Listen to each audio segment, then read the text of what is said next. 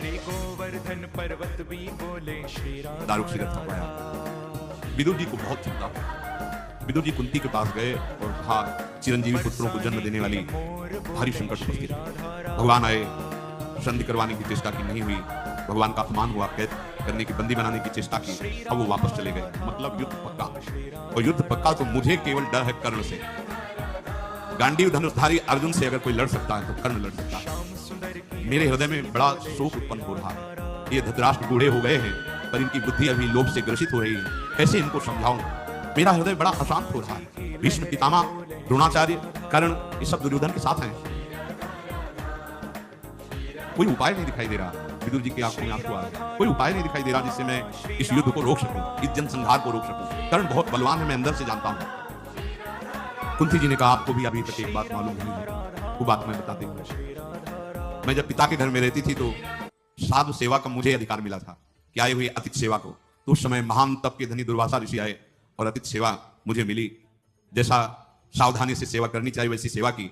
वो प्रसन्न हुए और मुझे एक मंत्र दिया कि इस मंत्र से कभी भी किसी भी देवता को बुला। तो मेरे मन में चापल्यतावश ऐसा हुआ कि मैं भला सूर्य को बुलाऊं, तो सूर्य देव आ गए और उन्होंने मुझे एक पुत्र प्रदान किया जो कन्यावस्था में ही प्रकट हुआ। वही ये पुत्र कर्ण है। तुम भयभीत मत रहो कर्ण से, वो मेरा पुत्र है, मैं जाऊंगी और आज्ञा करूंगी, वो अवश्य मेरी बात मानेगा।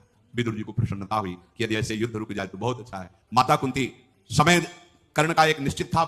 ब्रह्म मुहूर्त से खड़े हो जाते थे और जैसे जैसे सूर्य उदय होते वैसे वैसे मुख करते हुए भीषण धूप में भी ऐसे मंत्र उच्चारण करते हुए गंगा जल में, और उस समय नियम था अगर कोई भी आकर कुछ मांग ले वो दे देते थे।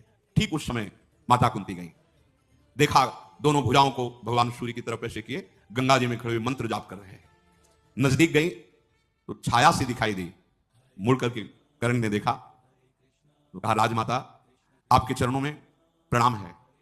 इस समय आपका यहां आना, आप इस कर्ण से क्या चाहते हैं? देवी, मैं अधिरथ पुत्र कर्ण हूं।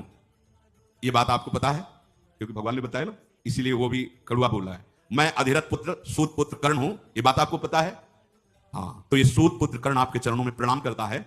राजमाता यहां आने का कष्ट किया, आदेश करें ये सूत पुत्र क्या सेवा करे। बार बार इसलिए वो कह के आई है ना, मेरा पुत्र है, मैं उसे बताऊं, और भगवान ने पहले बता दिया था। अभी तक सूर्य भगवान इनको दर्शन दिए पर एक बार भी नहीं बताया ये रहस्य, ये पता भगवान के द्वारा कर्ण को। कुंती ने कहा कि बेटा तुम सूत पुत्र नहीं हो,